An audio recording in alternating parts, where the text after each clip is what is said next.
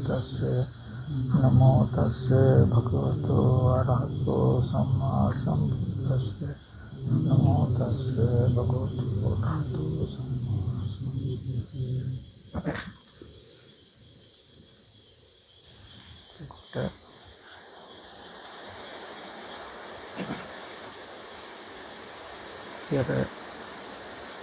ඉතා කතා කරපු යත්ම කතා කළොත් එතනම තමයි පැහැදිලි කරගන්න අවශ්‍යතාවය තියෙන්නේ. බුදුරජාණන් වහන්සේ දේශනා කරනවා යංච චේතේති යංච පකප්පේති යංච අනුසේති ආරම්මන සමේත විඥානසතිති. එතකොට යම් අරමුණකට හිතයිද කල්පනා කරයිද අනුසය වශයෙන් පවතීද අරමුණේ විඥානය පිහිටනවා. අරමුණේ විඥානය පිහිටනවා කියලා. එතකොට මොකද්ද මේ ආරම්මන සමේත විඥානසතිති අරමුණේ විඥානය පිහිටනවා කියලා කියන්නේ? කියලා අපි පොඩ්ඩක් බැලුවොත්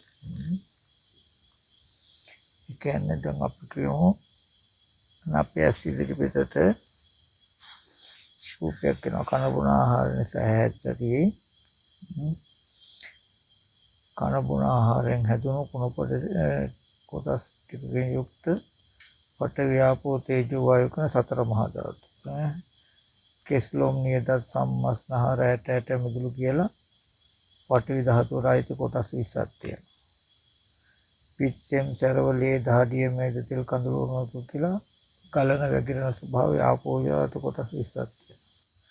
දවන තවන දිරවන පැසවන ස්වභාවයෙන් යුක්ත තේජෝ කොටස් 4ක් තියෙනවා. ඊට පස්සේ වොම්බන හකුලන සොලෝන තල්ලු කරන ස්වභාවයෙන් යුක්ත වායු කොටස් 6ක් තියෙනවා. ඒකෙන් නිමිති වශයෙන් ගන්න පුළුවන් කොටස් 32ක් නිසා ද්වත්‍ය සාකාරයේ තියෙනවා. කොටස් 32ක් තමයි නිමිති වශයෙන් ගන්න පුළුවන්. නමුත් ධාතු වශයෙන් ගත්තාම කොටස් 42ක් තියෙනවා ධර්මතා. එතකොට අවකාශ ධාතු අවරාගෙන රාශි වෙච්ච ශරීරයක්. හේතු ප්‍රත්‍යය කර්මය හේතුයි ආහාරය ඍතුව වගේ දේවල් ප්‍රත්‍යයයි. එතකොට හේතු ප්‍රත්‍යයෙන් හටගත්ත අනාත්මෝ රූපයක් ඇස් ඉදිරි පිටට එන්නේ. එතකොට ඒ කය කුණු වෙන්නේ නරක් වෙන්නේ නැතුව තියෙන්නේ ඒ කය අසුරු කරගෙන පවතින විඥානය නිසායි. ඒ වගේම ඒ කයේ යෑමෙන් සෙලවීම තියෙන්නේ සිතින් උපදින චිත්ත කිරිය වායු ධාතුව නිසායි. එතකොට ඒ බඳු රූපයක් වුණ ඇස් ඉදිරි පිටට අපි ආවහම ඇහත් රූපයක් දෙක තියෙන තැනට දැන් ඇස් ඉදිරි පිට රූපය ආවහම පේන්නේ. එතකොට යම් වෙලාවක ඊට අනුරූප වූ මෙනෙහි කිරීමක් නොවේ නම් ඒත් චක්කු විඥාන උපදින්නේ. එතකොට ద్వාර වජ්ජන කියන සිතෙන් ඇහත් රූපයක් දෙක තියෙන තැනට චක්කු විඥාන හිත එන්නට පස්සේ ඔන්න චක්කු සම්පස්සේ කියලා කියන්නේ දැන් රූපේ පේනවා. ස්පර්ශය නිසා ඔන්නේ අරමුණ අපි විඳිනවා. විඳින අරමුණට අපි හිතනවා චේතේති. නැත්තම් ඒ ගැන අපි කල්පනා කරනවා පකප්පේති. එතකොට එහෙම හිතුවෙත් නැහැ කල්පනා කළෙත් නැහැ. නමුත් අපි අරමුණක් හම්බ වෙන තැනක තියෙන රූපය සහ ඒ නාම ධර්ම වල සිද්ධිය දන්නේ නැහැ. එතකොට ඔන්න දැන් ඒ රූපය ආරම්භය අපි හිතුවාම අපි කියමු දැන් අර ඉස්සෙල්ලා මම කිව්වා වගේ අනාත්ම රූපයක් ආවේ. ඒක හිතෙන් විඳලා හිතෙන් හැඩේ හඳුන ගන්නවා. සංඥාව කියන්නේ හිතෙන් හැඩේ හඳුන ගන්න. ඊට පස්සේ චේතේති ආම්දුර නමක් නේ කියලා හිතනවා. පකප්පේති කවුද හවලා තමයි කියලා ඒ වගේ කල්පනා කරනවා. හිතුවාම දැන් කල්පනා කළාම එහෙම නැත්තම් මේ රූපයට හිතුවේ කල්පනා කරුවෙත් නැහැ. නමුත් රූපය මෙන්න මෙබඳු දෙයක් නේද කියන එක නොදන්නාකම තිබුණත් ඇති. රූපය යථාභූත ස්වභාවය. එතකොට මෙන්න මේ රූපය ආරම්භය යම් යම් ආකාරයකට හිත හැසිරෙව්වොත් හාමුදුරුවමක් කියලා හිතුවොත් ඊට පස්සේ දැන් හාමුදුරුවමක් කියලා හිතපු ටිකයි අර රූපයයි දෙකම එකට එකතු කළා නාම රූප පත්‍ය විඥානං කියලා කියන්නේ හාමුදුරුවම මේ රූපය හාමුදුරුවමක් කියලා දැනගන්නවා. හරිද? අන්න ආරම්මන සමේත විඥාන සටිත කියන්නේ අරමුණේ විඥානේ පිටිය කියන්නේ මේ හැඩේ හාමුදුරුවමක් කියන දැනුම දැන් යන්නේ. මේ අරමුණ මේ හැඩේ හාමුදුරුවමක්ගේ කියන එක තමයි තියෙන්නේ. හරිද? ඊට පස්සේ ඔන්න දැන් ඇහත් රූපයක් දෙක අයින් වෙනකොටම ඒ ස්පර්ශය නිරුද්ධ වෙනවා. එතකොට ඒ නාම රූප දෙක නිරුද්ධ වෙනවා. ඒ විඥානෙත් නිරුද්ධ වුණාට අරමුණේ විඥානේ පිහිටි ගතිය නැති වෙන්නේ. ඊට පස්සේ ඒ හැඩේ හිතෙන් සිහි කරන ඒ අරමුණ සිහි කරන ගානේ හාමුදුරුවමක් කියන ගතියම තමයි තමන්ගේ හිතේ තියෙන්නේ. හරිද? එතකොට දැන් ඒ නිමිත්ත අරමුණට විඥානය පිටඬ උදව් වෙච්ච අර රූපය නිරුද්ධත් වෙලා නැතිත් වෙලා. නමුත් ඒ ආරම්මණය මෙන්න මේක ආමුදුනමක් කියලා ගත්ත දැනගැනිල්ල නැති වෙන්නේ. හරිද? එතකොට අපි ඊට පස්සේ පළවෙනි සැරේට විතරයි විඥානේ පිහිටන්න ඕන.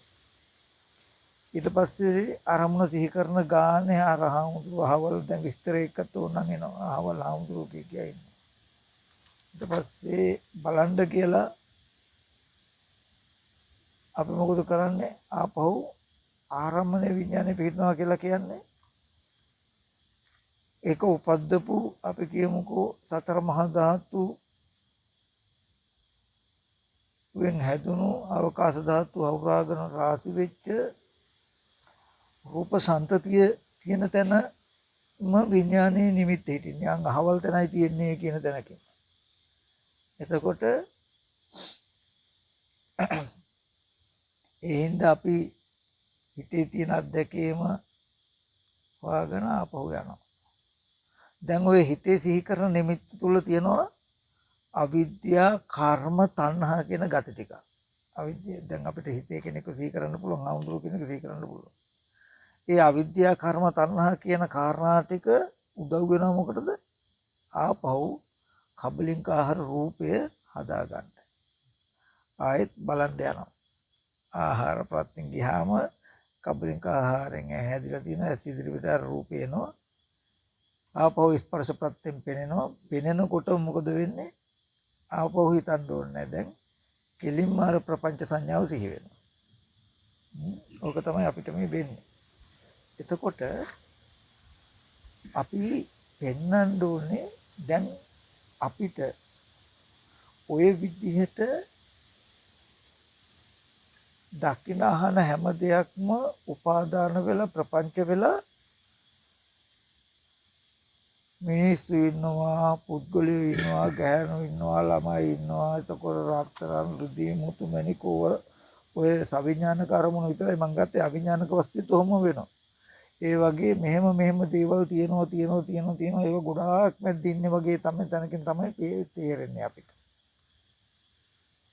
එතකොට ඒ හින්දා සිහි කළාම සිහි කරනකොට තියෙනවා අහවල් තැන තියෙනවා වගේ තැනකින් තමයි පේන්නේ. ඔය අරමුණු වල විඥානීය පිහිටන එකට තමයි කියන්නේ කර්ම භවය කියලා. කර්ම භවය කියලා. ඔතන තමයි හින්දු නැත්තම් ප්‍රතිසන්දිය හිස් වෙන්නේ නැත්තේ. දැන් අපිට සිහි කරනකොට අහවල් තැනයි තියෙන්නේ කියලා තේරෙන්නේ. හොයාගෙන යන්න පුළුවන්. ඒ විදිහටම ප්‍රතිසන්දියේදී සිහි වෙනකොට අනාතනයි එක තියෙන්නේ වගේ තැනකින් තමයි තේරෙන්නේ. එතකොට ඒක ගන්න ඔය යනවා ගියාම ආයෙ මේ වගේ රූපයකට කොටු වෙනවා. හරිද? එතකොට දැන් මේ ප්‍රශ්නේ ලියා ගන්න තියෙන එකම එක තැනයි තියෙන්නේ. ඒ කියන්නේ මේ ස්කන්ධයේ උදේවැය පෙන්නනවා කියන සිද්ධිය. ඒ ස්කන්ධයේ උදේවැය පෙන්නනවා කියන එකෙන් කරන්නේ දැන් මෙතනදී මේ අර ඥාන දර්ශනයට අදාළ ටික නෙවෙයි මම කියන්නේ. මේ ස්කන්ධයේ උදේවැය එක එක මට්ටම් වලට තියෙනවා. සෝවාන් වෙන්නත් තියෙනවා, සකදාගාම වෙන්නත් තියෙනවා, අනාගාම වෙන්නත් තියෙනවා, රහත් වෙන්නත් තියෙනවා. සෝවාන් පුද්ගලයාට නවමහ විදර්ශනා ඥාන කාලයේදී විදර්ශනා ඥානය කැටියටත් තියෙනවා. එක මට්ටම් තියෙනවා. එතකොට දැන් මේ සමුදය ධම්මානුපස්සීව කායස්මින් විහෙරති වය ධම්මානුපස්සීව කායස්මින් විහෙරති කියන තැන කුදීවේ පෙන්නනවනේ. රූපය ඇතිවීම නැතිවීම කියලා. අන්න ඒ විදිහට මේ ලෝකේ ඇති වෙච්ච නැති වෙන හැටි.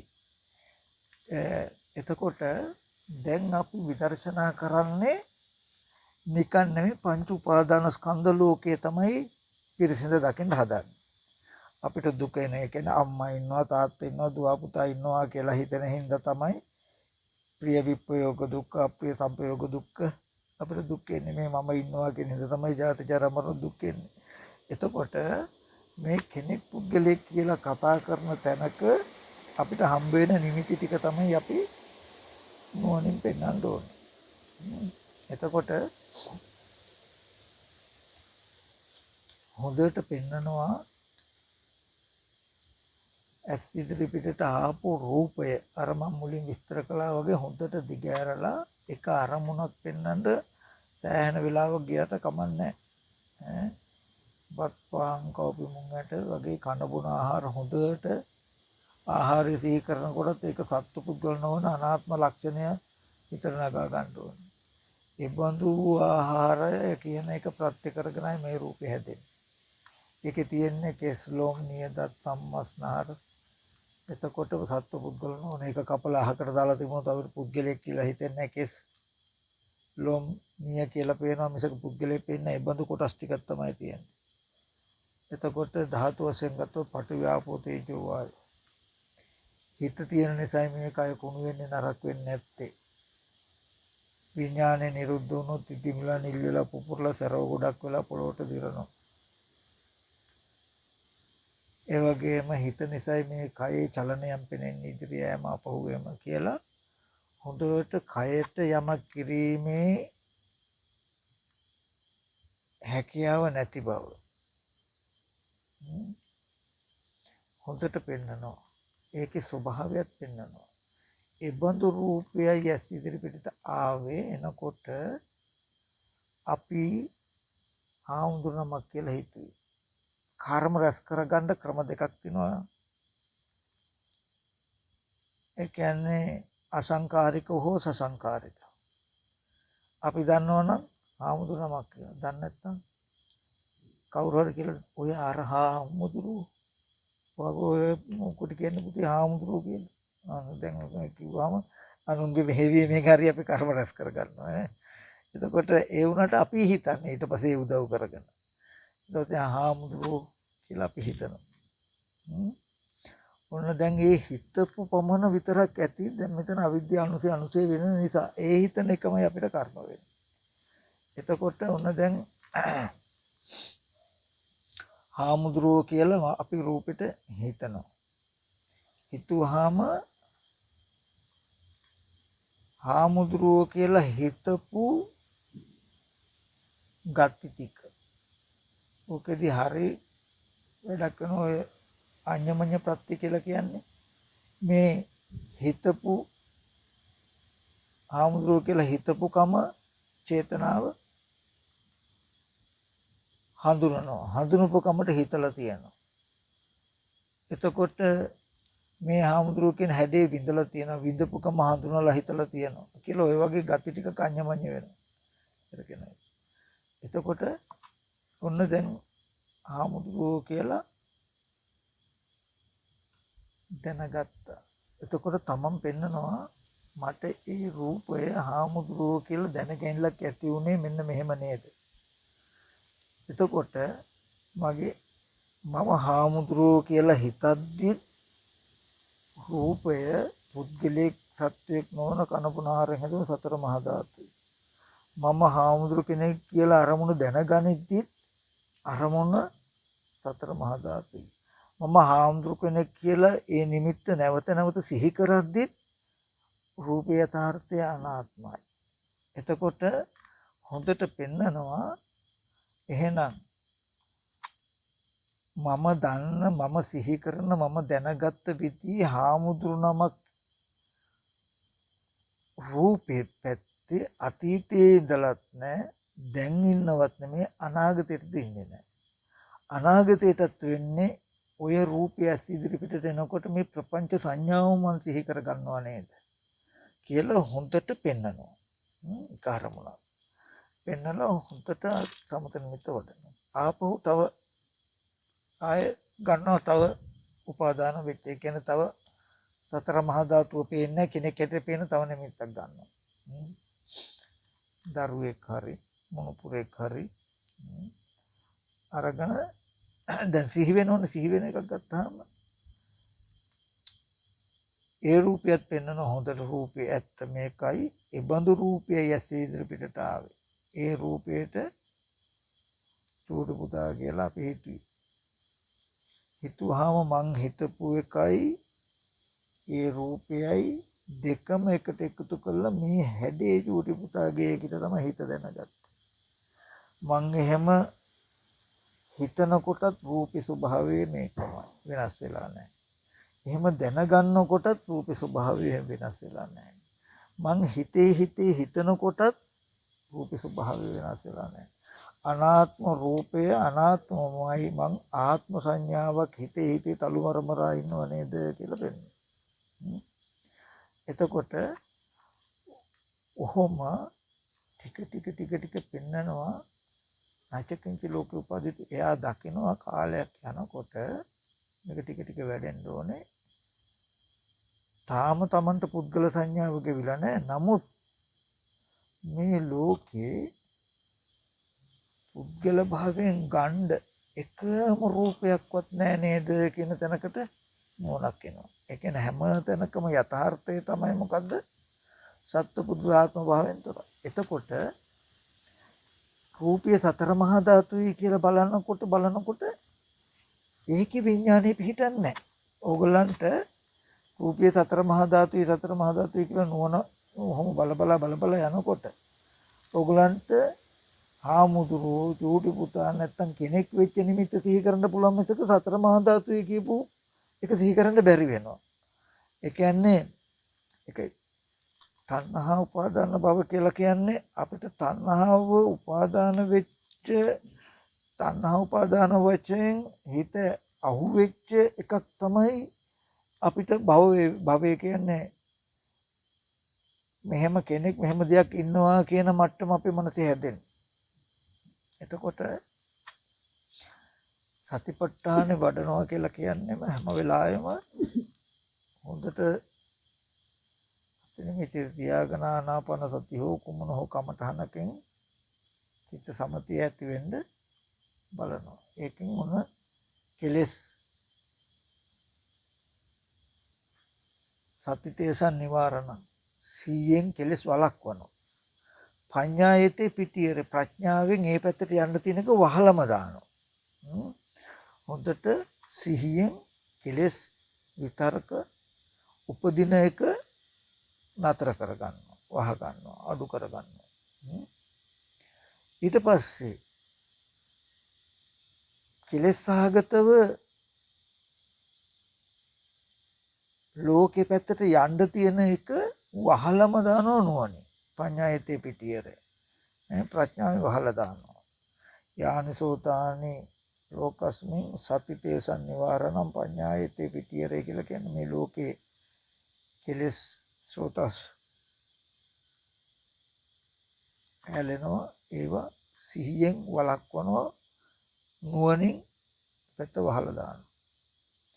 එතකොට සිහියෙන් හිතේ විසිරුණකම දුරු වෙන විදිහට සති නිමිත්තක හිත තියාගෙන නැත්නම් චිත්ත සමතිය ඇති වෙන විදිහට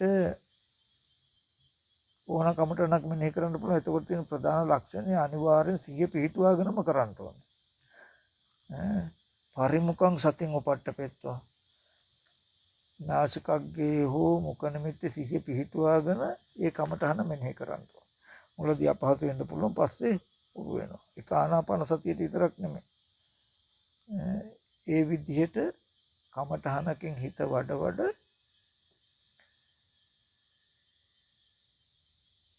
රූපේ අපිට අම්මා වූ රූපේ, තාත්තා වූ රූපේ, පුතා වූ රූපය ඇති වෙච්ච හැටි පෙන්වනවා. ඒ පෙන්වනකොට ඉස්සෙල්ලාම අර කියපු විදිහේ රූපේ අනාත්ම ස්වභාවය පෙන්වනවා. ඒ බඳු රූපය ඇස් ඉදිරි පිටට ආවේ ඒ රූපයේ ආරම්භය යම් ආකාරයකට අපි හිතයිද ඒ හිත හසුරවයිද ඒ හිත හසුරවන ආකාරයට අර රූපය අපි යම් ආකාරයකට හිතයිද අපි හිතන එකයි ඒ රූපය දෙක එකට එකතු කරලා විඥාණයෙන් දැනගන්න. හැම වෙලාවෙම එතකොට දැනගන්නේ හිත රූපය ගැන දැනගන්නේ Tamange හිත හසුරවන විදිහට. අපි කියමු දැන් අපි ওই චූටි පුතා නැත්තම් අම්මා තාත්තා කියලා ප්‍රඥප්තියක් තිබ්බනේ. ප්‍රඥප්තිය ඕනේ. අපි කියමු දැන් මේ රූපය ආවා. ඇස් ඉදිරි පිටට.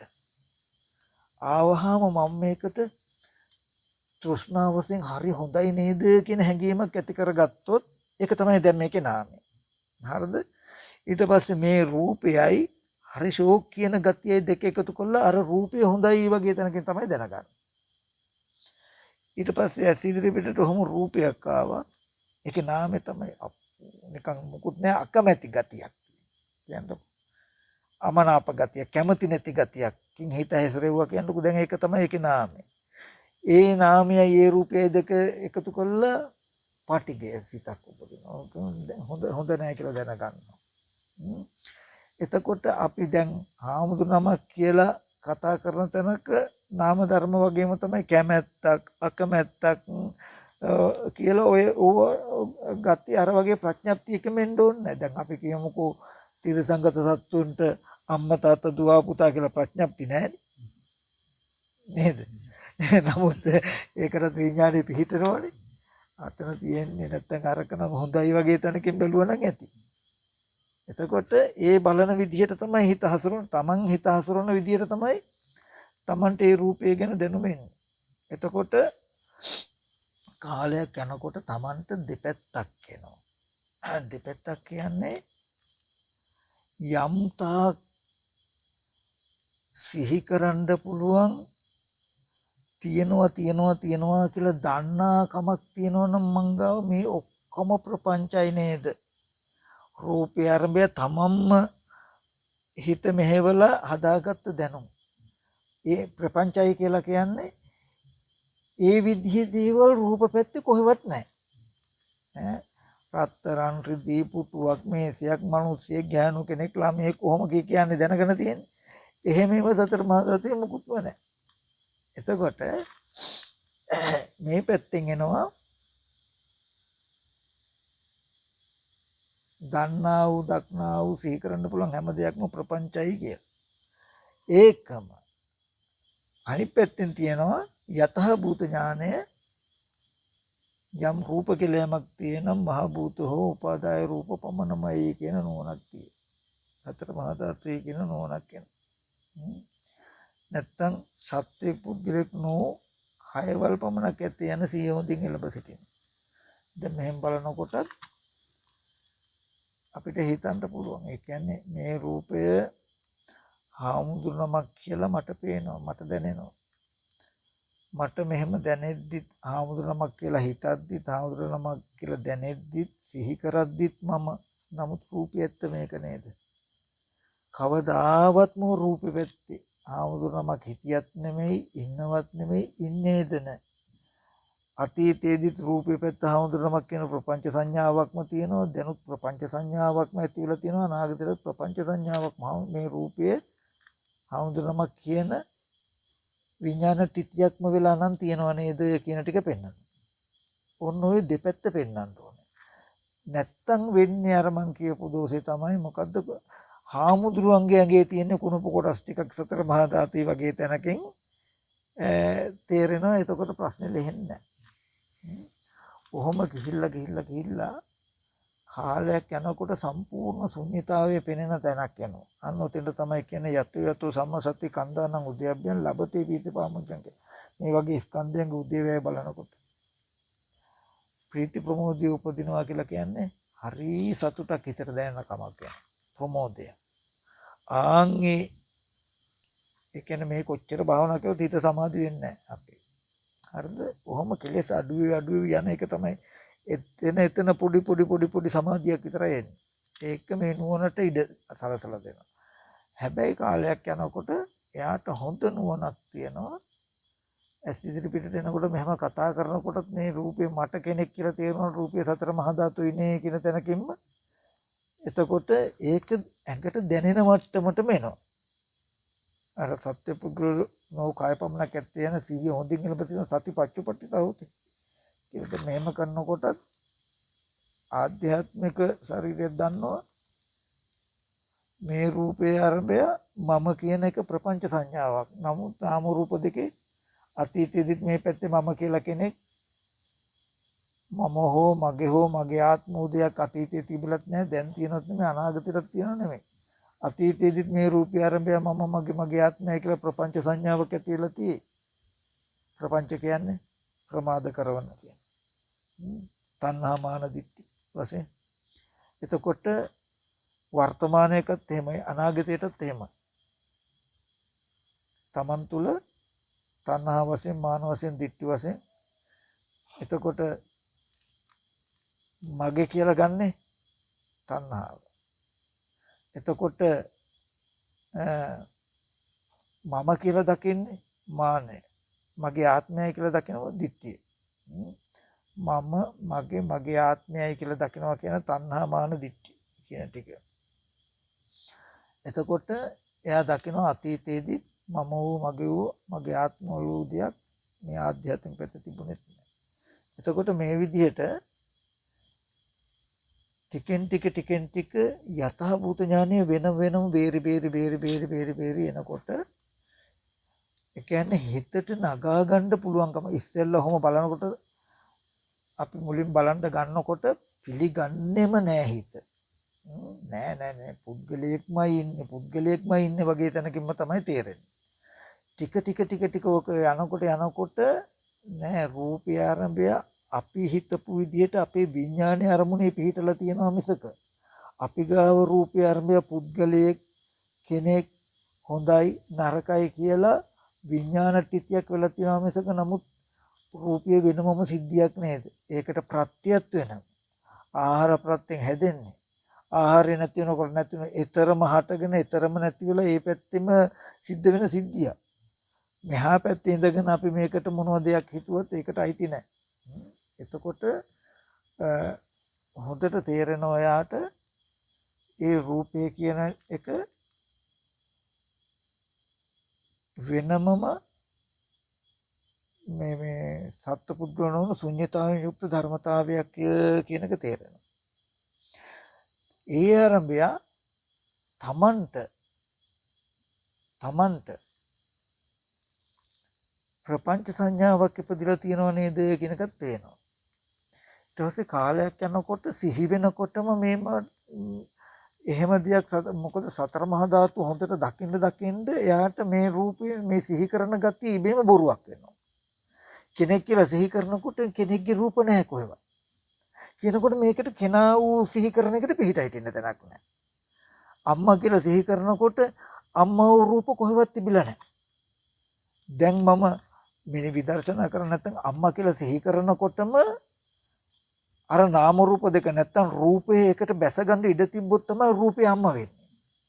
නමුත් මට එතන රූපේ සතර මහා ධාතුයි කියන නුවණ හොඳට මොහු කරන්න අම්මා පුතා මොනුපුරා තාත්තා කියලා සිහි වුණාම සිහි වෙනවත් එක්කම යථාභූත ඥානයේ තියෙනකොට අර සිහි කරන එකට බැහැ ගන්න බෑ. එතකොට සිහි කරන දේ Taman තුලම හටගෙන නැති වෙනවා මිසක තියනවා කියන ගතිය කැපෙනවා. ආන්ගේ මට්ටම මුලදී බලන්න හැදුවට පිළිගන්නේ කෙනා ඉන්නවමයි වගේ ටිකක් වෙලා යනකොට තාම පුද්ගලයා පේනවා. හැබැයි රූපේ සතර මහා ධාතු කියලා බලනකොට හිත පිළිගන්න මට්ටමකට එනවා ටිකක්. එහෙමත් තවදුරටත් බලනකොට මේ සමස්තයක්ම හැම රූපයක්ම සතර මහා ධාතු නේද කියලා බලනකොට ඒක පිළිගන්න මට්ටමක් එනවා.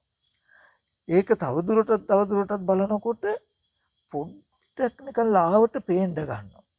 ඇත්ත තමයි මෙහෙම කරද්දිත් ඒ කියන්නේ අපි හිතද්දි සිහි කරද්දි දැනගද්දි සිහි කරද්දි එහෙම පුද්ගලයෙක් කවදාවත් නිදලා නැහැ. අපි හිතේ පය ගහලා කෙනෙක් ගැන හිතනවා මේ තරම් මොඩද වගේ තැනකින් මරනවා කපනවා කොටනවා ගැහුවා බැන්නා කියලා පුද්ගල භාවයක් කෙලෙසියක් තනියම හදාගෙන ඒකයි අපිට කර්ම වෙන්නේ හිතන හැම එකක්ම බාහිර අනාත්මයි.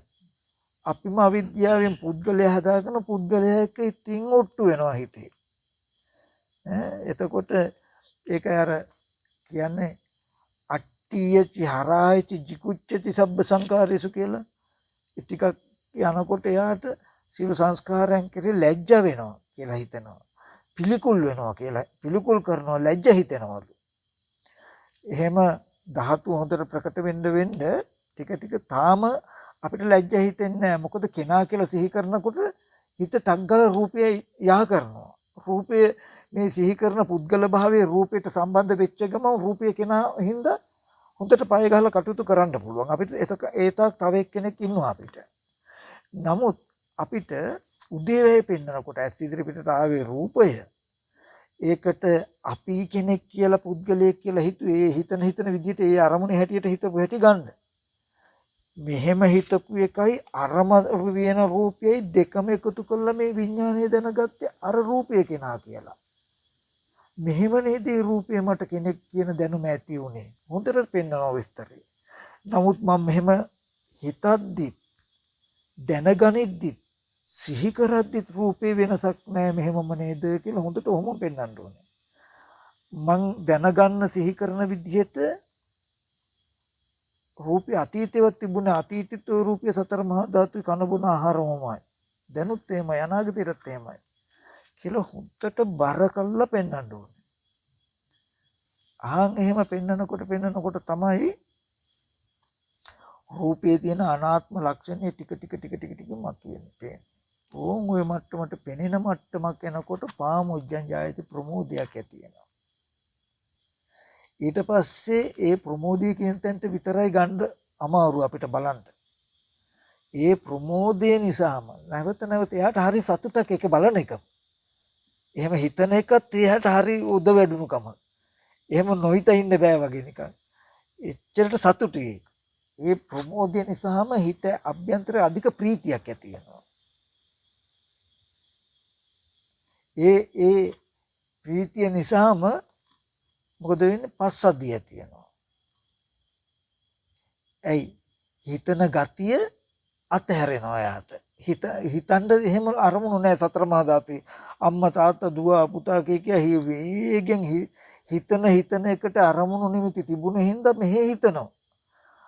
දැන් එහෙම හිතන්න දේවල් නැහැ. එහෙමම නාමකය සංසිඳනකොට රූපකය සංසිඳනවා. එතකොට හිතයි කයයි දෙකම අධික සැපසහගත බවකටපත් වෙනවා. එතකොට කයම එක සැප පින්ඩයක් වෙනකොට විඥානය අහකට යන්නෙම නැහැ. දැන් ඔය හිත විසිරෙනවා කියලා කියන්නේ හැම වෙලාවෙම රූප, ශබ්ද, ගන්ධ සිහි කර සැප හොයන්නේ මේ හිත. හිතට මිහිරි අරමුණු හොයන්නේ. ප්‍රිය අරමුණු හොයන්නේ ඔය. එහෙම හොයන ගතිය නැති වෙනවා අර සැපේ හිත බැඳීලාම පවතිනවා. සැපේ නිසාම හිත සමාධිය වෙනවා. අන්න හිත සමාධිය වෙනවා කියන තැනකට මේ ශාසනය එන්නේ. ඒ සමාධිය සම්පූර්ණම ඔය නිකන් අපි පොඩ්ඩක් ඉන්නකොට හිත කොහාටවත් දුවන්නේ නැතු ඉන්නා වගේ තැනක එකකින් නෙමෙයි.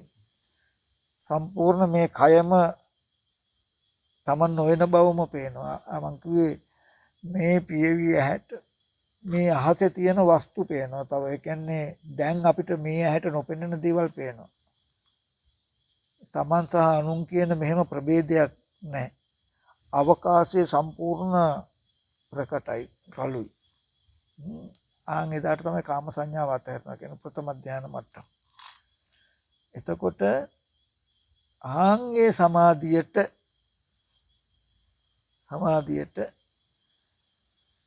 හොඳට තේරෙනවා අරමුණ තේරෙන්නේ පේනවා.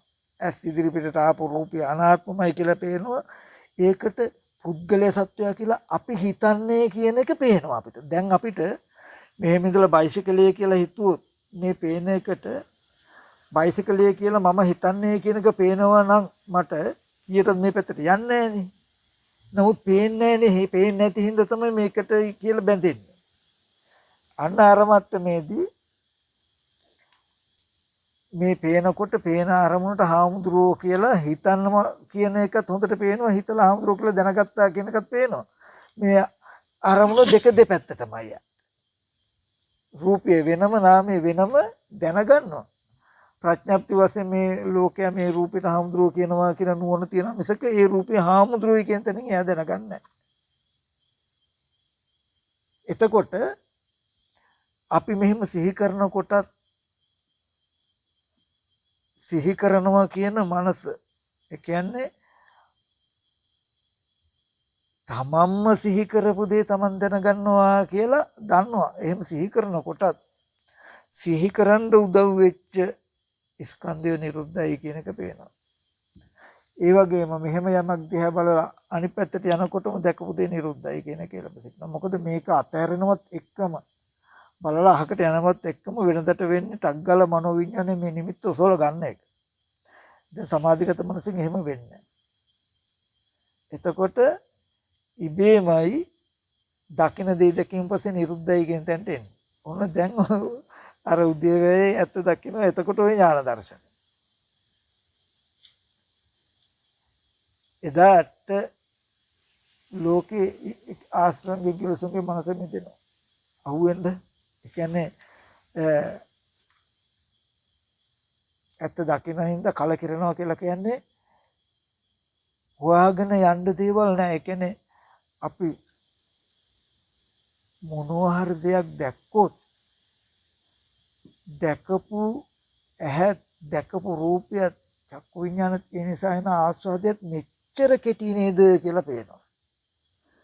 ඒ කියන්නේ යාට ඕන යමක් ගිහිල්ලා බලන්න පුළුවන්. අපි වගේ ගිහිල්ලා ලස්සන උයනක් බලලා සතුටු වෙන්න එකක් එන්නේ නැහැ. ඒක දුකේ කලකිරෙනවා කියන්නේ අපිට නම් අතන තියෙන හොඳ මල් උයනක් යන්කෝ බලන්න කියලා නැත්තම් අර කන්දට නැගලා බලමුකෝ අපි ඈත හරි ලස්සනයි කියලා අපිට බලන්න යමක් තියෙනවනේ ගිහිල්ලා විඳින්න.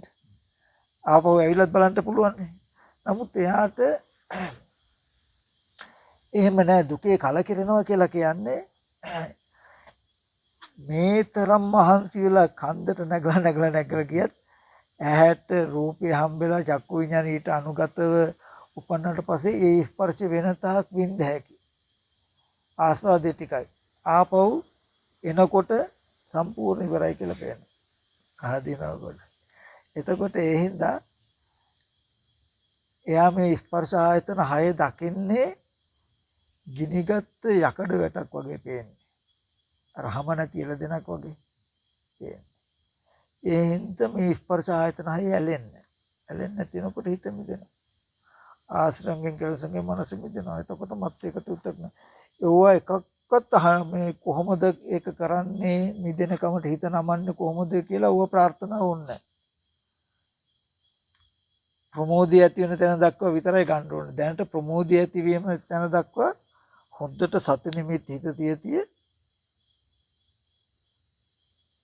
සති නිමිත්තට හිත තියාගෙන කායගත සතිය වඩන්න. ඊට අමතරව දැනට කය මේ ඇත්ත ඇති හැටි පෙන්වන්න. ඇත්ත ඇති හැටි කියන්නේ මේ ටික අයිති විදර්ශනාවටත් අයිති. නමුත් සතිපට්ඨානෙ පෙන්වන්නේ කායකානුපස්සී විහෙරති ආතාපි සම්පජානෝ සතිමා කියලා. කායගත සතිය අනුව ගියා වූ සම්පජානයටයි මේ කොටස අයිති වෙන්නේ. සමුදය ධම්මානු කායස්මෙහිත කය ඇතිවීම අනුව බලමින් මේ රූපය නිසා මෙන්න මෙහෙම පුද්ගලයෙක් සත්වයෙක් කියනකම මේ රූපයට ඇති උනේ මෙහෙම නේද? කියලා නැති වෙන්නේ මෙහෙම නේද කියලා ඒ විදිහට හොඳට පෙන්නනවා. ඕම් ওই විදිහට කරනකොට ධාතුව හොඳට පේන මට්ටමකට හොඳට නෙවෙයි සාමාන්‍ය මට්ටමට පේන මට්ටමට එනකොට ප්‍රමෝදය කියන කෙනා. අර කියන්නේ සතිපට්ඨාන වඩන්න හදන කාලෙදී වඩන්න යන්න ඉස්සෙල්ලත් පේන්නේ යාට සත්‍ය පුද්ගලෙක් නැත්තම් මම සතිපට්ඨාන භාවනා කරන්න හදන්නේ. පටන් ගන්නකොට සත්‍ය පුද්ගලයා මම සතිපට්ඨාන භාවනා කරන්න හදන්නේ. කරගෙන යනකොට සත්‍ය පුද්ගලයා පේන්නේ මම භාවනා කරනවා කියලා. ටික ටික යනකොට මම භාවනා කරනවා සත්‍ය පුද්ගලෙක් කියන එක ටික ටික ගෙවෙනවා. අර දක්කෝ ගෝඝාතකෝවා ගෝඝාතකං තේවා සිවා ගාවින් වදිත්වා චතු මහා පතේ බිලසෝ පටි විභජිත්වා නිසින්නෝ ආස්ස. හරක් මරන්නේ කොහරක් මරන්නගේ අතවැසියෙක් ගවයෙක් මරලා හතරමං හන්දියක තියාගෙන ඉන්නවනම් කියලා කියන. එතකොට මේ හතර පැත්තෙන් කොයි පැත්තෙන් ආවත් එන කෙනාට පේන්නේ මොකද්ද? ඇයි පටි විභජිත්වා ගාවින් වදිත්වා පටි විභජිත්වා හරෙක් මරලා හොඳට කොටස් කළා. මස් ටික හං කෑලි ඔහොම දැන් එන කෙනෙකුට ගවයෙක් පේන්නේ. ඔකට පේනවා අටුවාවේ දෙන සල්ලි දීලා මරන්න දෙනක් ගන්න යද්දිත් මම ගව දෙනක් ගණ්ඩයි යන්නේ. සල්ලි දීලා අරගෙන ඉද්දිත් මම ගව දෙනක් අරගෙනයි එන්නේ. මරද්දිත් මම දැන් එළ දෙනක් මරනවා. කෑලි කෑලි කොටස් කරද්දිත් මම එළ දෙන කෑලි කෑලි කොටස් කරනවා කියලා යම් එළ දෙන සංඥාවක් තිබුණා නම් අර කොටස් ටික වෙන් කරපු ගමන් එළ දෙන සංඥාවක් නැහැ. දැන් එළ දෙන කොටස් වෙලා කියලා එකක් නැහැ. එතකොට කොයි පැත්තෙන් ආවත් ආමේ ආම පේනවා මස් පේනවා නහර පේනවා. ඒ වගේ යෝග්‍ය ආරම්භයේදී මමයි භාවනා කරන්න පටන් ගන්නවා. මම භාවනා කරන්න හදන්න ඕනේ. භාවනා කරනවා මමයි භාවනා කරන්නේ වගේ තැනකින් ඉන්නවා. අන්තිමට කෙරෝල්ට යනකොට එයාට මම කියන සංඥාව අයින් වෙනවා. කොයි පැත්තෙන් බලුත් මේ පඨවි කොටස් නේද, මේ ආපෝ කොටස් නේද, මේ තේජෝ කොටස් නේද, මේ වායු කොටස් නේද, සතර මහා ධාතුම ප්‍රකට වෙනවා. හතරමං හන්දියෙන් කොයි පැත්තකින් ආවත් මස් ගොඩක් හං ගොඩක් පේනවා වගේ පුද්ගල සංඥාව ගවදෙන් සංඥාව අතුරුදහන් වුණා වගේ මම කියන සංඥාව පුද්ගල සංඥාව අතුරුදහන් වෙනවා. ඒකම අත්තිකායතු අපනසති පච්චපට සත්‍ය පුද්ගලයේ නෝ කය පමණ කැත්තේ යන සිහිය හොඳින් එළඹ සිටින තැනට ගන්න එච්චර කල් යන්නේ. එච්චර ප්‍රමාද වෙන්නේ ඔයගොල්ලෝ දක්ෂණ. ඒ කියන්නේ තාම ඒකෙන් කියන්නේ පුද්ගල භාවයේ හිඳිලා කියන එක නෙමෙයි මෙතනදී. මට පුද්ගල භාවයට පෙනෙනවා. පෙනුනොත් කය සත්වයක් පුද්ගලයක් නෝ කය පමණක් ඇත්තේ යන සිහිය හොඳින් එළඹ සිටිනවා මට. ඒ කියන්නේ සත්ව නෝ පුද්ගල නෝ කයක් කියන තැනක මට කෙනෙක් වගේ පේනව නේද කියන තැනකින් තියෙන්නේ. එතකොට මේ පුද්ගල භාවයට තේරෙනකම මගේ මනසේ හැකියාවක් නැත්තම් මේ විඥානයේ තියෙන ගතියක ලක්ෂණ මේ රූපය කෙනෙක් කරලා පෙන්නනකම කෙනෙක් ඉන්න හින්දා කෙනෙක් පේනවා නෙමෙයි.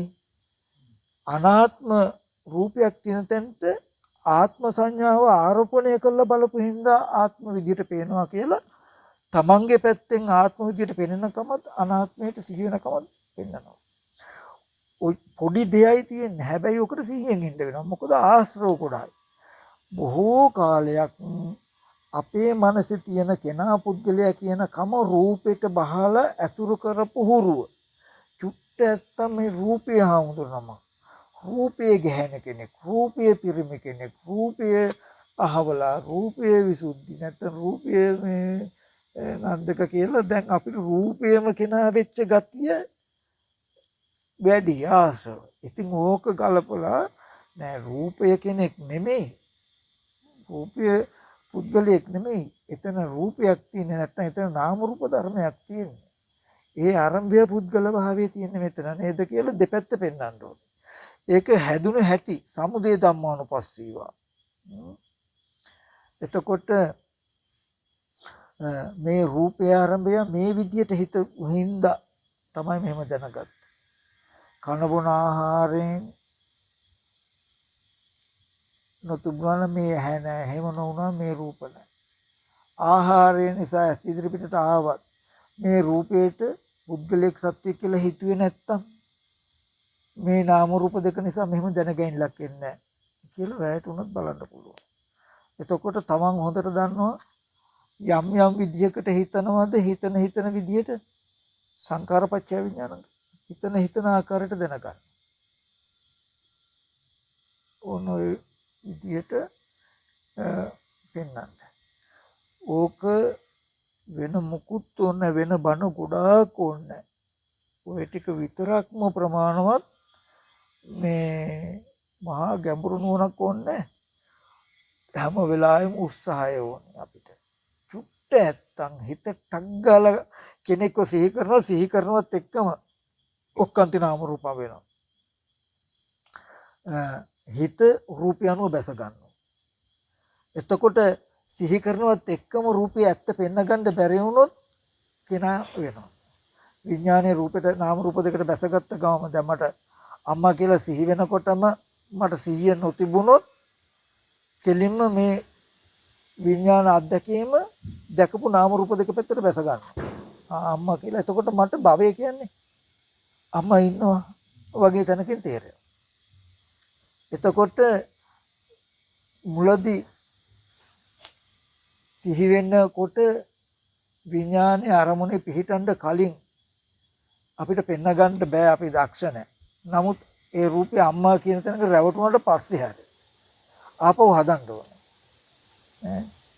නෑ ඒ රූපේ කන බොන ආහාරයෙන් යුක්තයි. මුලදීම අපිට ඒ රූපය අම්මා වෙච්ච හැටි Tamanටම පෙන්වන්න ඕනේ. ඒ රූපය මෙහෙම දෙයක් ඒ රූපේට අපිම හිතපු හිඳයි ඒ රූපයයි අපි හිතපු එකයි දෙකම එකතු කරලා අපේ හිතීම අම්මා කියලා දැනගත්තා කියලා පෙන්නනවා. එතකොට අතීතයේදී මම මෙහෙම හිතන වෙලාවේදී සිහි කරන වෙලාවේදී දැනගත්ත වෙලාවේදී ඒ රූපය ඇත්ත ඒකමයි.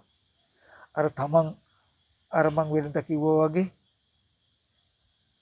උපමාවක් එහෙම ටිකක් අරගෙන මැටි ටිකක් ගත්තාම මැටිමනේ පටවි ධාතුව ඔන්න ඇස් ඉදිරි පිටට මැටි ටිකක් ආවේ මැටි වලින් හැදුණු අවකාශ ධාතුව අවුරාගෙන රාශි වෙච්ච මැටි වල හැඩයක්.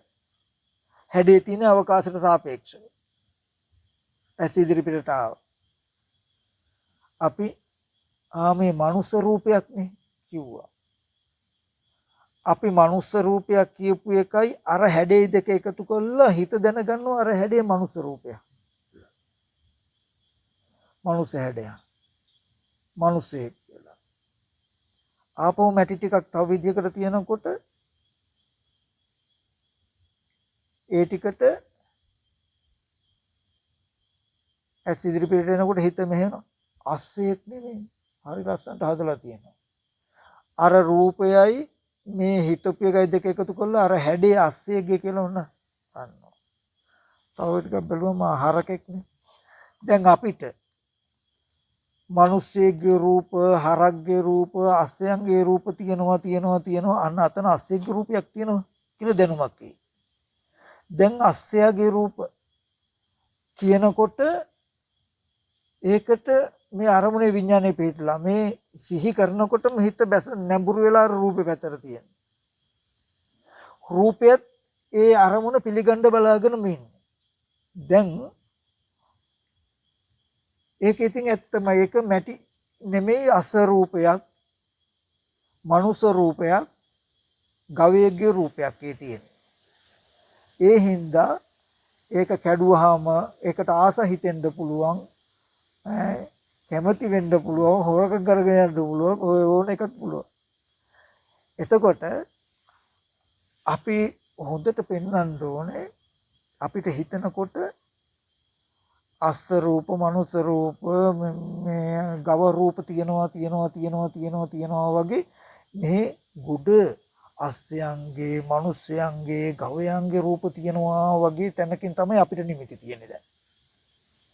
හරියට ඔහොම දේවල් තියෙනවා. ඕව ගැන හිතා ඉන්නවා. අස්සය ගැන හිතලා අවසන් වෙනකොට ගවය ගැන හිතනවා. ඒක හිත අවසන් වෙනකොට මිනිස්සයා ගැන හිතනවා, ඊගාවට ගවයයි මිනිස්සයයි දෙන්න ගැන හිතනවා, හරකයි ගවයයි ගැන හිතනවා.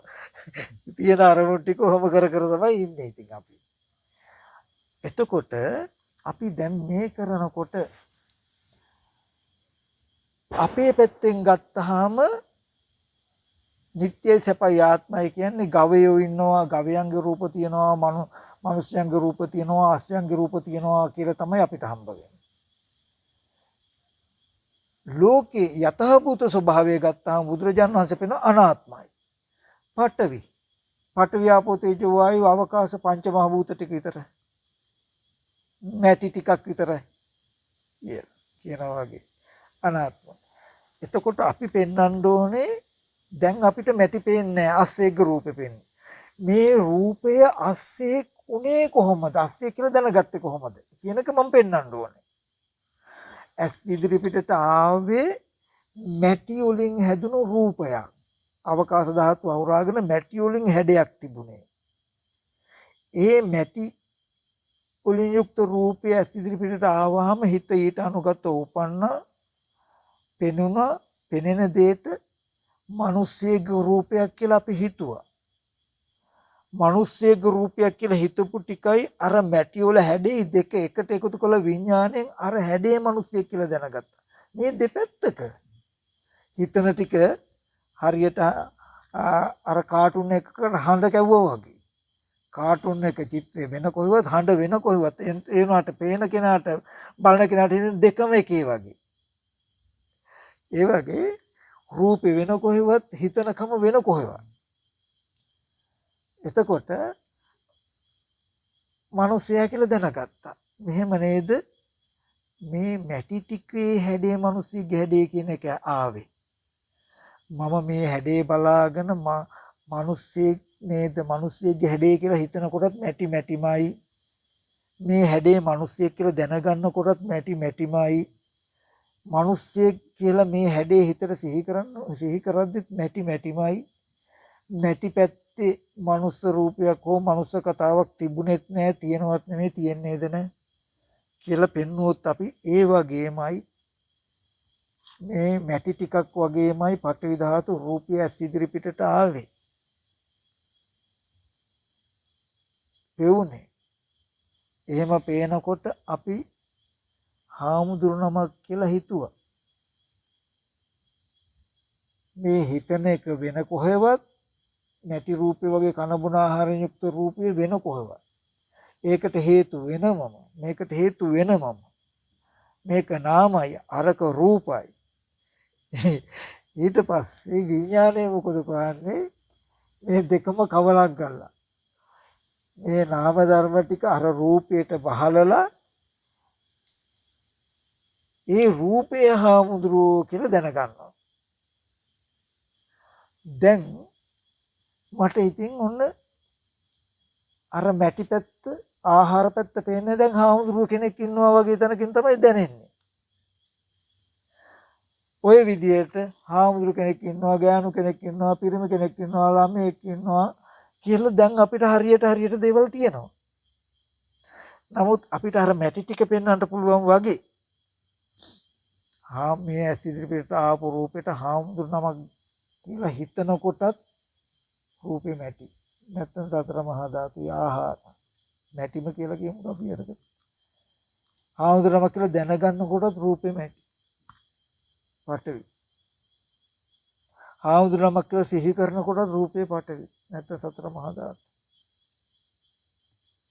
එතකොට මේ රූප පැත්තේ කවදාවත්ම පඨවිය ඇතුළේවත් ආපෝ ඇතුළේවත් තේජෝ ඇතුළේවත් වායෝ ඇතුළේවත් අවකාශය ඇතුළේවත් ඔච්චර තමයි බාහිරින් තියෙන්නේ. ආමුදුරු නමක් හිටියෙත් නැහැ, ඉන්නවත් නෙමෙයි, හිටියේද නැහැ, ඉන්නේද නැහැ කියලා හොඳට පෙන්නනවා.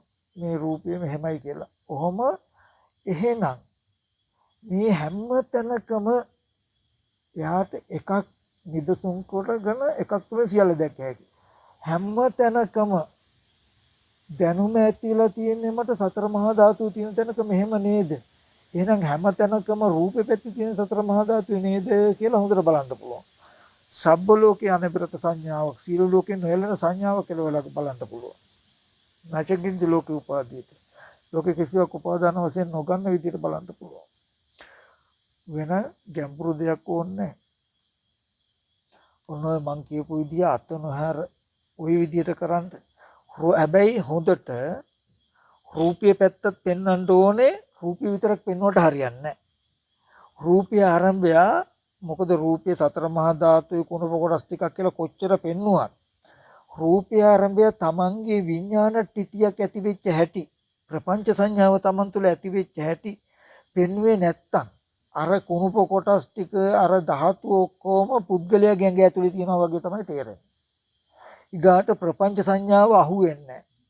ඉස්සරහට යනකොට මේ දෙක දෙපැත්තකට වෙන්න ඕනේ. වෙන වෙන්න ඕනේ. අපේ හිත මේ කයෙන් මිදෙන්නේ එහෙමයි. එතකොට රූපය පෙන්නනවා වගේම නාම ධර්ම ටිකත් වෙන වෙන විදියට නැත්තම් ඒ කියන්නේ අපි කියමුකෝ සත්‍ය පුද්ගලෙක් නැහැ කියලා කිව්වොත් වැරදි. කුණප කොටස් ටික බලලා මෙතන සත්‍ය පුද්ගලෙක් නැහැ කියලා කිව්වොත් මොකද වෙන්නේ? එයා සම්මතය ප්‍රතික්ෂේප කළා වෙනවා. ඇයි මේ සත්‍යයක් හැටියට පුද්ගලෙක් හැටියට ලෝකයට පෙනෙනවනේ. පෙනෙද්දි සත්‍යයක් පුද්ගලෙක් නැහැ කියලා එයා සම්මතය බැහැර කළා වෙනවා. සත්‍ය පුද්ගලෙක් ඉන්නේ කියලා ගත්තොත් එයා පරමාර්ථය බැහැර කළා වෙනවා. පරමාර්ථය බැහැර කළා වෙනවා. සත්‍ය පුද්ගල භාවයෙන් තොර අනාත්ම ධර්මතාවයක් තියන්නේ කියන පරමාර්ථය බැහැර කළා වෙනවා. මේ සත්‍යයක් නේ රූපේ පුද්ගලයක් නේ කියලා ගත්තොත් පරමාර්ථය බැහැර කළා වෙනවා. සත්‍යයක් නෑ පුද්ගලයක් නෑ කුණප කොටස් ටිකක් තියෙන්නේ සතර මහා ධාතුයි කියලා බැලුවොත් සම්මතය බැහැර කළා වෙනවා. ඒ හින්දා මෙයා පරමාර්ථය බැහැර කරන්නේත් නෑ සම්මතය බැහැර කරන්නේත් නෑ. මෙයා සත්‍ය පුද්ගලෙක් නෑ කියන්නේ. ඉන්නවා කියන්නේ නෑ. මේ ඇති කල්ලි මේ වෙයි. ඒ කියන්නේ මේ රූපේට ඇස් ඉදිරියට ආවහම ඊට අනුව සත්‍ය පුද්ගලයෙක් කියලා සිහි කළොත් ඒ රූපයයි මේ නාමයයි කියන ධර්මතාව දෙක උදව් කරගෙන සත්‍ය පුද්ගල භාවයට දැනගන්න කමක් වෙනවා.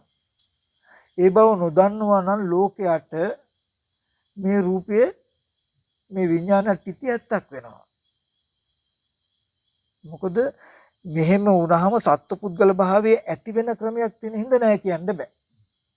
දැන් අපි කියමු රූපය ඉදිරි පිටට එනවා. රූපයට සත්‍ය පුද්ගලෙක් කියලා හිතුවාම මේ නාම රූප දෙක නිසා සත්‍ය පුද්ගලෙක් කියලා දැනගන්න කමක් තියෙනවද නැද්ද? තියෙනවා. එහෙනම් සත්‍ය පුද්ගලෙක් නෑ කියලා කියන්න පුළුවන්ද? සත්‍ය පුද්ගලෙක් දැනගන්න කමක් තියෙනවා. මොකද ඒක ඇති වෙන ක්‍රමයක් තියෙන හින්දා තියෙනවා. ඒ හින්දා උදේ පෙන්නකොට නෑ කියන්නේ. මේ සතර මහා ධාතුයි රූපය කියලා පෙන්වුවොත් මේකට සත්පුද්ගල භාවයෙන් හිතුවේ නැත්තම් මේක සත්පුද්ගල භාවයේ දැනගැනිලක් වෙන්නේ නැහැ කියලා වැයට පෙන්වුවොත් තියනවා කියන එක අතහැරෙනවා. උදේ වැය පෙන්නකොට උදේට පෙන්නකොට සම්මත සත්‍ය ප්‍රතික්ෂේප කරන්නේ නැහැ. වැයට පෙන්නන එකෙන් නිරෝධ සත්‍ය ප්‍රතික්ෂේප කරන්නේ නැහැ. ඒ කියන්නේ එයා දකිනවා ලෝකේ සත්පුද්ගල භාවයේ ඇති වෙන ක්‍රමයක් තියෙන හින්දා නෑ කියන්නේ. සත්පුද්ගල භාවයේ නිරුද්ධ වෙන ක්‍රමයක් තියෙන හින්දා තියනවා කියන්නේ. ඇයි මේක ධාතු වශයෙන් බැලුවොත් සත්පුද්ගල භාවයෙන් ඊට හිත නැමුවේ නැත්තම් සත්පුද්ගල භාවයේ දැනගැනිල්ලක් ඉතුරු වෙනවද? නෑ. ඒ හින්දා සත්පුද්ගලෙක් ඉන්නවා කියන්නේ. ආන් ඒ අනාත්ම න්‍යායට එන්නේ අපි රූපය විතරක් බැලුවොත්. රූපය විතරක් බලලා බැලුවොත් දැන් හැම තැනකම සතිපට්ඨාන වඩන්න ගිහලා කරන්නේ ඕකනේ. ඒ රූපය විතරක් බලලා සතර මහා ධාතුයි තියෙන්නේ. කුණප කොටස් ටිකක් තියෙන සත්‍යයක් නැහැ පුද්ගලයෙක් නැහැ කියන තරකින් අවසන් කරනවා. එතකොට ඒක උච්ඡේදවාදයට වැටෙන්නේ. ඒ හින්දා රූපයේ සතර මහා ධාතුයි කුණප කොටස් ටිකක් ආහාරයෙන් හැදිලා තියෙන්නේ කියලා බැලුවේ නෑ කියන්න නෙමෙයි. එහෙම රූපයක් තියෙන තැනකයි මට කෙනෙක් කියන ප්‍රපංච සංඥාව ඇති වෙලා තියන්නේ කියලා මේ පැත්ත පෙන්වන්න ඕනේ.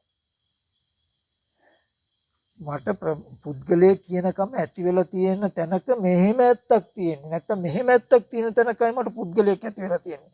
කියනකොට වරද ලෙහෙනවා. නාම ධර්ම පැත්තේ ක්‍රියාකාරීත්වය පෙන්වනවා නේද? පෙන්වනවා. අනිවාර්යෙන් පෙන්වන්න ඕනේ. එතකොට එක පැත්තක්වත් ප්‍රතික්ෂේප නොකොට වරද ලෙහෙනවා. වැරද්ද අතහැරෙනවා. එහෙම නැතිනම් සත්‍යයක් පුද්ගලයෙක් නැහැ කියලා උච්ඡේදවාදයට යනවා. හැබැයි මේ අනාත්ම රූපය ආත්ම කරගන්නේ මෙන්න මේ විදිහට නේද කියලා විඥාන ටිතියක් ඇති වෙන හැටි ලියා ගන්න බෑ අපිට. අනුසය හැංගෙනවා. අරක බලනකොට తాවකාලික කෙලෙස් යට යනවා. කෙලෙස් ගියාට අනුසය හින්දෙන්නේ නැහැ. ඒක හොඳටම වැඩුවාම බර වෙලා තියෙන මොකේද පුද්ගලයේ සත්වයක් නැහැ කියලා උච්චේ දෘෂ්ටියට වෙනවා. ඒ අනුසය හින්දෙන්නේ නැති හින්දා එහෙම වෙන්නේ. හොඳටම මතක තියාගන්න ඕනේ මේ උදේවැය බලනවා කියන ක්‍රමේ කරන්නේ රූපයත් පෙන්නනවා රූපය ආරම්භය තමන් ගාව ප්‍රපංච සංඥාවකුත් පෙන්නනවා. එතකොට තමයි අම්මා තාත්තා අයියා අක්කා දුව පුතා කියලා පැවැත්මක් ලෝකේ නැතුව නෙමෙයි තියෙනවා. හැබැයි මෙහිමයි වෙන්නේ. මෙහෙමයි වෙන්නේ කියන කාරණාවක් තියෙනවා. හැබැයි මේ විදිහට අම්මා තාත්තා දුව පුතා කියන විදිහට නිමිති ඇති වෙන්නේ නැති විදිහට මේ යථාභූත ස්වභාවයෙන් පෙන්වුවොත් ඒ දෙවල් තියෙනවත් නෙමෙයි. කියලා ඒතේතේ උභෝ අන්තේ අනුපගම්ම මජ්ජේන තථාගතෝ අභිසම්බුද්ධ. මේ අන්ත දෙකට නොපෙමෙන මධ්‍යම ප්‍රතිපදාවෙන් තමයි තථාගතයන් වහන්සේ සම්බුද්ධත්වයටපත් වුනේ. ආන් ඒ විදිහට යන්න ඕනේ. එතකොට නියම විදිහට ඥාන දර්ශනය උපදින්නේ මෙතෙන්ටයි. එතකොට තමයි මෙහෙම පුද්ගල භාවයේ සිහි කරද්දිත් එයාට ලෝක කිසිවක් උපාදාන වශයෙන් නොගන්න පුළුවන්කම තියෙනවා. එයි මට පුද්ගලෙක් කියලා සිහි කරන්නත් පුළුවන්. සිහි කරද්දිත් රූපය අනාත්මයි කියන නුවණ එනවා එයාට. ඇයි? මං සිහි කරන්නේ මංගාව තියෙන ප්‍රපංච සංඥාවයි කියන එක තියෙනවා. මොකද අනාත්ම රූපය ආරම්භය ප්‍රපංච සංඥාව හැදිච්ච හැටි ගැන කියන නිසා. තේරුණාද? හරි. එහෙනම් ඒ විදිහට භාවනා මේ රූපෙ මිදිරින්ද තමයි මේ නේව සංඥා නා සංඥා වලට උනත් යන්න පුළුවන් නාම ධර්ම මිදිරින් දකින්න නැති. ඔව් මේ විදිහට අපි ওই චතුරාර්ය සත්‍ය ඉගෙනගෙන ওই විදිහට යනකොට නම් අනාගාමී වෙනවා. මේ මෙතනදී අපි ওই විදිහට භාවනා කරනකොට රූපෙන් මිදෙන්නේ නැහැ.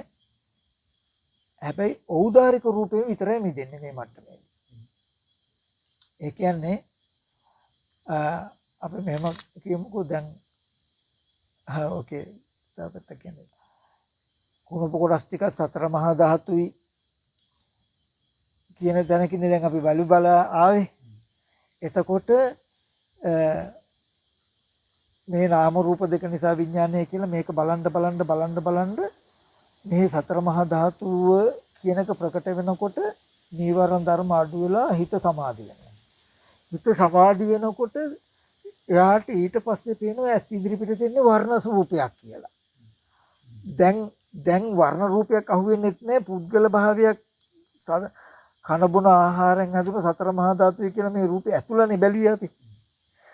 එතකොට ඒ කෙලෙස්ය කාම ලෝකේ. ඕකේ මිදුනහම ඊට පස්සේ ඇස් ඉදිරි පිටට හම්බ වෙන්නේ වර්ණ සටහනක් කියන එක එනවා. ඒ මට්ටම හම්බ වෙනවා. එතකොට රූපයි.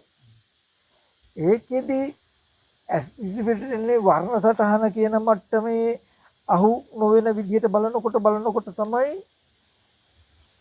අපි රූපයක් වර්ණ සටහන කියන තැනකද අපි රූපය කියන එකක් හඳුනගන්නේ නාම ධර්ම ටිකකින් නේද කියලා සංඥාව කියන තැනටම ප්‍රකට වෙනවා. ආන් ඒ මට්ටමට ආවම යරූප වෙයි. දැනට අපි මේ කරන මට්ටමේදී තව මෝහය තියෙනවා. ඒකයි මේ මට්ටමින් කාම භූමිය විතරයි අතහැරෙන්නේ. අපි උදාහරණයක් හැටියට කියමු ෆොටෝ එකක් ඇතුලේ. ෆොටෝ එකක් නේද? චිත්‍රයක් නේ. දැන් මේ චිත්‍රය ඇතුලේ අපිට මිනිස්සු පේනවා නම් ඉස්සෙල්ලාම මිනිස්සුන්ට තණ්හාව නම් දැන් මේ චිත්‍රය ඇතුලේ අපි චිත්‍රය ඇත්ත නොපෙනේ මිනිස්සු හැටියට පේන එක වැරද්දක් දැන්. දැන් මෝඩකම ඇතුලේ මෝඩකමක් මේ තියෙන්නේ. ඊට පස්සේ චිත්‍රය ඇතුලේ පේන මිනිස්සුන්ගේ කුණප කොටස් බලනවා වගේ එකක් මේ දැන් අපි කරන්නේ. චිත්‍රය ඇතුලේ මිනිස්සු පේනවා. ඒ මිනිස්සුන්ගේ කේස් ලොම් නියදත් හම්මස් මේකබ්බ කඳුළු මල මුත්‍රා නේද තියෙන්නේ එක බල බල තණ්හාව අයින් කරනකොට රළු මට්ටමේ තණ්හාව අයින් කරනකොට ඔන්න දැන් අනේ මේ චිත්‍රයක් නේ තියෙන්නේ මෙතන කියන මට්ටමට එනවා. දැන් චිත්‍රේ පේන්නේ නැහැ. චිත්‍රය ඇතුලේ මිනිස්සු ඇත්ත වෙලා. හරිද? චිත්‍රය ඇතුලේ මිනිස්සු ඇත්ත වෙච්ච එක අතරින්න තමයි අපිට දැන් මේ මට්ටම ඕනේ. ඊට පස්සේ චිත්‍රය ඇතුලේ ඉන්න මිනිස්සු ඇත්ත වෙච්ච එක අතහැරනකොට එන්නේ මොන මට්ටමටද? චිත්‍රයක් කියන මට්ටමට. චිත්‍රයක් කියන මට්ටම එනවා කියන්නේ රූප භව මට්ටම. රූප භව මට්ටම. ඒ කියන්නේ දැන් ඖදාහරික සංයෝජනයේ මිදිලා යාට. කබලින්ක ආහාර රූපය ඇත්ත නෙමෙයි යාගේ. දැන් චිත්‍රයක්. ඔන්න මේ පේන ඔක්කොම වර්ණ සටහනක් වෙනවා එයාට. රූප භව මට්ටමේ කෙනාට මේව ඇතුළත ඇත්ත වෙන්නේ නැහැ. ඇතුළත ගනුදෙනු කරන්නේ නැහැ. මේ පේන රූපායතනෙ ඇතුලේ අම්මා තාත්තා දුව පුතා හම්බ වෙන්නේ නැහැ අනාගාමී කෙනාට. ඊට පස්සේ ඒ චිත්‍රයේද ස්පර්ශය නිසායි පේන්නේ. Tamanට වේදනා සංඥා චේතනා කියන චෛතසික ටිකකින් නේද මේ පේනවා කියන කෘත්‍ය වෙන්නේ කියලා එක පේනවා. එතකොට ස්පර්ශය නිසා මේ පෙනෙනකම ඇති වෙන ස්පර්ශ නැතිවුණු පෙනෙනකම නැති වෙනවා කියලා තමන් තුළ නාම ධර්ම ටිකක් ඉපදලා නිරුද්ධ වෙනවා කියන තැන ප්‍රකට වෙනකොට චිත්‍රයත් අතහැරෙනවා. අරූප මට්ටම. එතකොට ස්පර්ශ නිසා හටගත්ත නාම ධර්ම ස්පර්ශ නැති වෙනවා කියලා පේනකොට නාම ධර්ම ටික ඉතුරු වෙන්නේ. ওই වගේ අනුපූර්ව ප්‍රතිපදාවක් තියෙනවා. දැනට එකපාරට අපිට මේ මට්ටමින් සතර මහා ධාතුයි කියලා බැලුවා කියලා නේව සංඥා සංඥා තල මට්ටමට එන්න බෑ. හොඳට මතක තියාගන්න ඕනේ චිත්‍රය ඇතුලේ ඉන්න මිනිහෙක් අපිට චිත්‍රේ පේන්නේ චිත්‍රය ඇත්ත වෙලා ඒක ඇතුලේ ඉන්න ළමයෙකුට ගැහණු කෙනෙකුට හරිය ආදරේ වෙලා මේ ඉන්නේ අපි චිත්‍රය ඇතුලේ. එතකොට ඒ ගැහණු කෙනාට ඒ ළමයාට ඒ මේ පිරිමියාට තියෙන තණ්හාව අයින් කරගන්න බැරි වෙලා. ඒ හින්දා දැන් මේ චිත්‍රය ඇතුලේ පේන ගැහණු කෙනා හැදිලා තියෙන්නේ මොනවද කියලා බලන්න තමයි ඒ තනින් හිත මුදව ගන්න අතහැරව ගන්න උපායක් හැටියට තමයි කුණුබ කොටස් ටිකයි සතර මහා ධාතුයි කන බුන ආහාරයෙන් හැදිලා තියන්නේ කියා පෙන්වන්නේ. ඕකෙන් පෙන්වනකොට එළියට එන්නේ කොතනද? චිත්‍රෙට. ඒක හොඳට මතක තියන්න. එතකොට රූප භව මට්ටම කියන්නේ ඒක.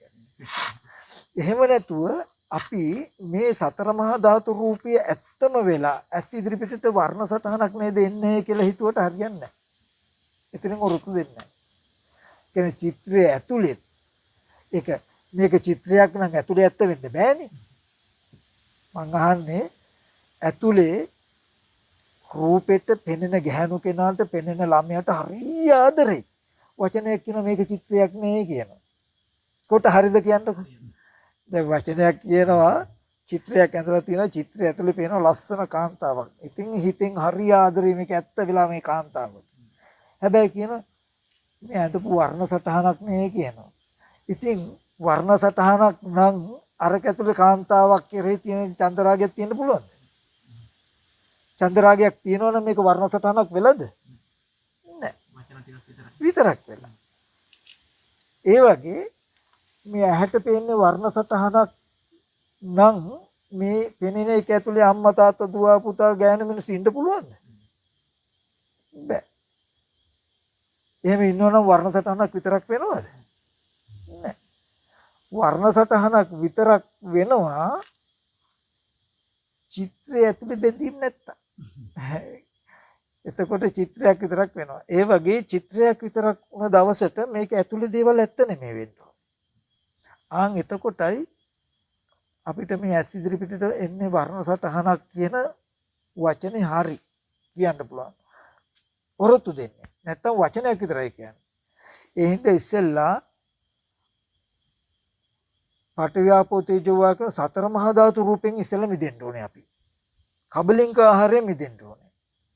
කබලින්ක ආහාරයෙන් මිදුනහමයි රූප භව මට්ටමක් එන්නේ. දැනට අනාගාමී වෙන්න නැත්නම් කබලින්ක ආහාරයෙන් මිදී ගන්න උත්සාහවත් වෙන්න කොහෙමද? ඒකට හොද්දටම ප්‍රමාණවත් මම ඔය කියලා දීලා තියෙන ටික වෙන මහා ගැඹුරු දර්ශන මුකුත් ඇහුවේ නැතත් ඔය ටික හොද්දටම ඇති. මම එක එක පැත්තකඩවල වලින් කිව්වා කියලා තියෙනවා. තේරුණාද මම කියපු එක?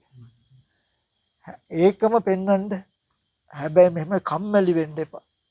දැන් මම වුණත් පුදුම උපමා උපමේය අරගෙන පෙන්නනවා. ඒකට පෙන්නනකොට හිත පිළිගන්නේ ටික කාලයක් යනකොට ඔන්න පිළිගන්න මට්ටමට එනවා.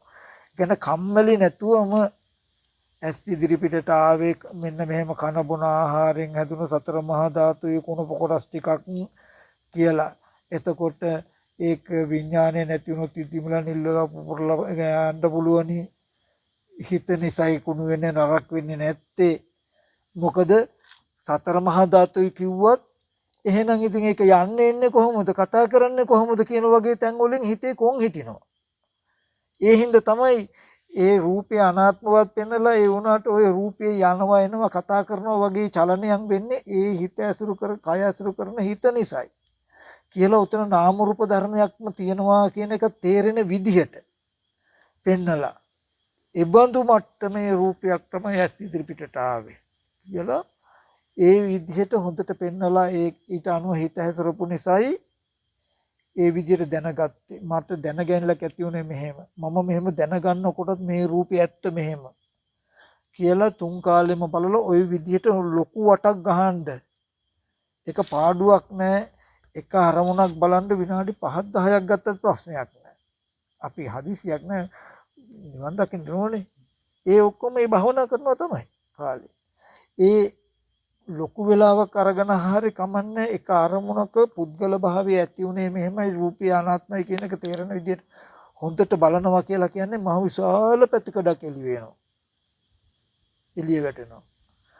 අර එහෙම එකක් බලද්දි තව අරමුණක් සිහි වුණොත් මේක අතහැරලා ඒකත් අල්ලගන්න යන්නේ නැතුව අනිත් ඒවා නොසලකා හැරලා එක අරමුණක්ම හොඳට පොලිස් කරලා ඉන්න. ඉඳලා ඉවරලා ආයෙ හොඳට සති නිමිති තියාගෙන සමතේ ටිකක් හොඳට වඩලා ඉවරලා ආයෙ එකක් ටිකක් බලන්න ඈ.